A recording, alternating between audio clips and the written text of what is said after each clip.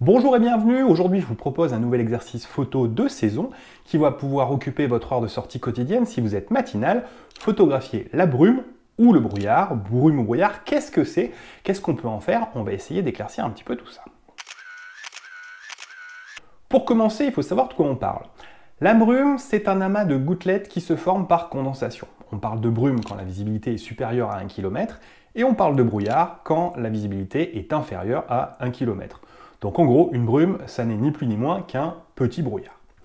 Sur le groupe Facebook, Hervé demandait très justement comment prévoir les lieux où il va y avoir du brouillard. Pas évident, effectivement, il faut quand même être au bon endroit pour pouvoir, et au bon moment pour pouvoir faire cette photo. Eh bien, maintenant qu'on sait comment se forme la brume et le brouillard, on peut en déduire une sorte de recette simplifiée. En gros, de l'eau, du chaud, du froid, ou plus simplement, une atmosphère humide et un air qui se refroidit. Concrètement, une scène avec du brouillard, ça implique des particules d'eau en suspension dans l'air, ce qui va très concrètement se traduire par un manque de contraste, des couleurs plus ternes, des difficultés à faire la mesure de lumière, puisqu'on va avoir quelque chose qui va être très homogène, très laiteux, des difficultés aussi à faire la mise au point, si le brouillard est épais, s'il cache les éléments du décor. Et donc on va voir comment faire, mais avant je vous rappelle donc les règles pour participer à cet exercice. Des règles qui sont un petit peu particulières puisque probablement qu'elles vont changer dans peu de temps, puisque pour l'instant on joue encore en postant les contributions sur le groupe Facebook et ça va peut-être changer, on va peut-être pouvoir aller faire ça sur mon site très bientôt. Donc règle numéro 1, abonnez-vous à la chaîne YouTube et partagez cette vidéo avec vos amis pour qu'ils puissent jouer avec nous. En 2, donc postez, encore une dernière fois, votre photo dans le groupe Facebook sous l'annonce épinglée en haut du groupe. Et en 3, légendez votre photo comme indiqué dans l'annonce dans le groupe Facebook.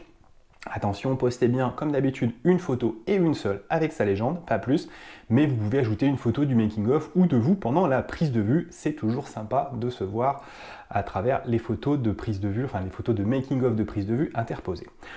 Comme d'habitude, par contre, ça ne change pas. Je tâcherai d'apporter un commentaire sur chaque image correctement postée dans le groupe Facebook et les contributions qui seront publiées dans la prochaine vidéo de restitution en début de semaine prochaine. Donc abonnez-vous à la chaîne pour ne rien rater.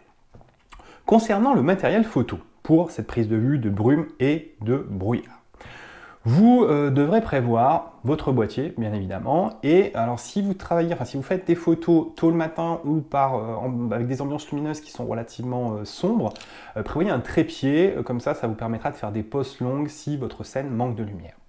Vous pouvez même utiliser des filtres ND, des filtres gris neutre, pour avoir des vitesses encore plus lentes. Dans certains cas, on verra lesquels, on pourra peut-être aussi utiliser un polariseur. C'est pas impératif, mais ça peut dépanner. Et surtout, mais alors vraiment ça c'est important, prenez des vêtements chauds, car vu qu'on a l'humidité plus le froid, c'est un coup à se choper la crève, et il fait pas bon éternuer et avoir le nez qui coule en ce moment, j'en sais quelque chose, puisque moi-même j'ai un petit peu du mal. Rassurez-vous, tout va bien, je me suis fait dépister, il n'y a pas de souci, c'est juste un gros nez qui coule. Alors pour être sûr de ne rien oublier, on va suivre donc pour les réglages ma méthode SPP-CMM que vous pouvez retrouver dans mes formations et dans mes livres de cours. Donc SPP-CMM, vous connaissez la formule maintenant pour sensibilité, positionnement, programme, cadrage, mesure de lumière et mise au point. Alors on commence comme d'habitude par la sensibilité, rien de bien compliqué, vous ajustez en fonction de la luminosité de la scène. Si vous avez de la lumière ou si vous êtes sur trépied, vous pouvez rester sur une sensibilité relativement basse, 100 ou 200.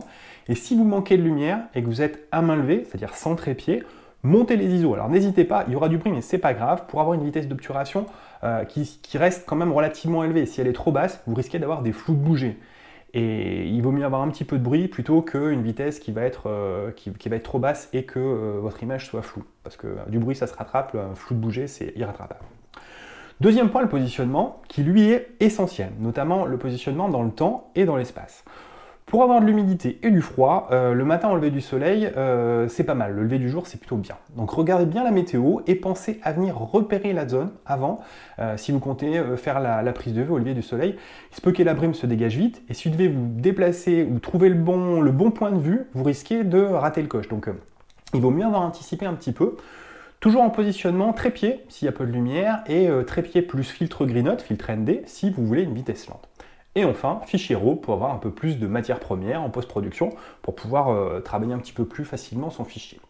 Le JPEG, lui, sera compressé et du coup, ça sera peut-être moins facile de bidouiller. Alors la question du polariseur peut se poser. Déjà, si vous n'avez pas de filtre ND, si vous n'avez pas de filtre gris neutre, le polariseur peut vous aider à perdre un stop, une valeur d'ouverture ou une vitesse, si vous voulez abaisser la vitesse. Alors c'est déjà ça. Ensuite, quel intérêt d'utiliser un polariseur? Le principe du polariseur, c'est d'atténuer les reflets, notamment dans les particules qu'il va y avoir dans l'atmosphère. Or ici, c'est justement ce côté voilé qu'on recherche. Donc je dirais que ça peut servir pour doser l'effet de voile atmosphérique s'il est un peu trop prononcé. Ceci dit, ça ne va pas pouvoir fonctionner tout le temps. Et puis, ce n'est pas forcément souhaitable de trop enlever ce côté voilé. Il faut savoir que l'angle de polarisation idéal se situe à peu près à 60 degrés. C'est-à-dire qu'il faut que la lumière arrive à 60 degrés par rapport à tout ça. Donc si vous avez une scène bien éclairée par un soleil dégagé et quelques masses de brouillard qui sont épars, pas de souci. Par contre, si vous avez un ciel entièrement couvert, la lumière elle est diffuse. Il n'y a plus d'angle à 60 degrés qui tienne, puisque la lumière vient de partout à la fois. Donc un polariseur, dans ce cas-là, si la lumière est vraiment diffuse et si vous avez un ciel complètement voilé, elle vous servira à rien d'autre qu'à perdre un stop, donc une valeur d'ouverture ou une valeur de vitesse. Pour ce qui est du programme d'exposition, vous pouvez en rester en priorité ouverture ou en programme manuel, peu importe, du moment que vous mesurez la lumière, ça par contre c'est important. Pour ce qui est du cadrage, pas de particularité, si ce n'est que c'est la même chose que pour les paysages, donc faites-vous plaisir, et puis testez des trucs, profitez-en. C'est le moment d'essayer des choses et de se faire un petit peu plaisir. Il faut toujours essayer des choses sur les cadrages, on a toujours des bonnes surprises. Là, il va falloir être par contre beaucoup plus attentif, c'est sur la mesure de lumière. C'est ce qui interrogeait Mirola dans le groupe Facebook. Alors avec un temps couvert, vous allez vraisemblablement pas avoir de gros contre-jours. Mais il se peut quand même, il peut arriver que le ciel soit assez lumineux et le sol assez sombre. Ce qui sera suffisant pour constituer tout de même, non pas un vrai contre-jour, mais un écart de contraste suffisamment important pour le capteur de l'appareil. Dans ce cas, faites attention à la surexposition. Si votre image est surexposée, vous risquez de cramer les hautes lumières et de manquer de détails dans la brume. Et ça serait un peu dommage parce que si vous comptez en faire le sujet principal de votre image, il vaut mieux quand même qu'il y ait un petit peu de matière dessus. Donc vérifiez bien l'histogramme de vos photos, une fois que vous les avez faites, ou activez l'alerte de surexposition de votre appareil pour vous assurer qu'il n'y a pas de zone cramée sur votre image.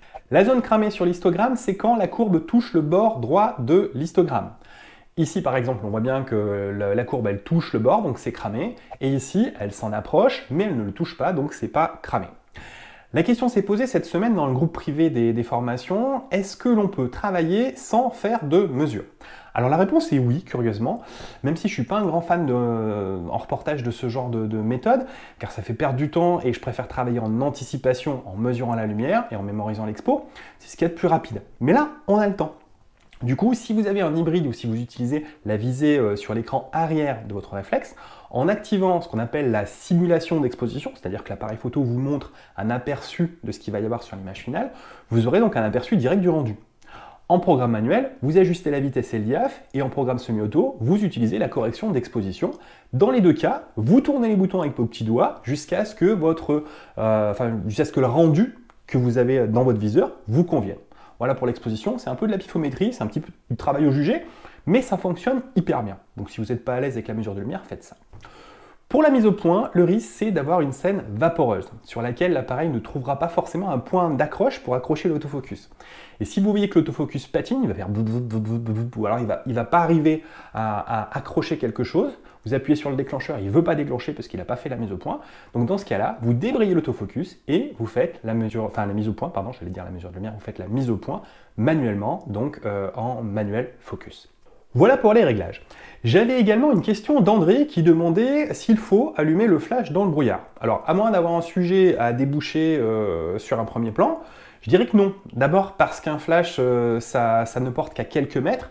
Et ensuite, car même si la portée était suffisante, ça pourrait donner un peu le même rendu que, vous savez, les pleins phares sur la voiture quand on est en plein brouillard. C'est-à-dire que les lumières vont être trop hautes, elles vont se refléter dans toutes les gouttes, et en fait, ça va faire un espèce de halo blanc vaporeux, et on n'y verra plus rien.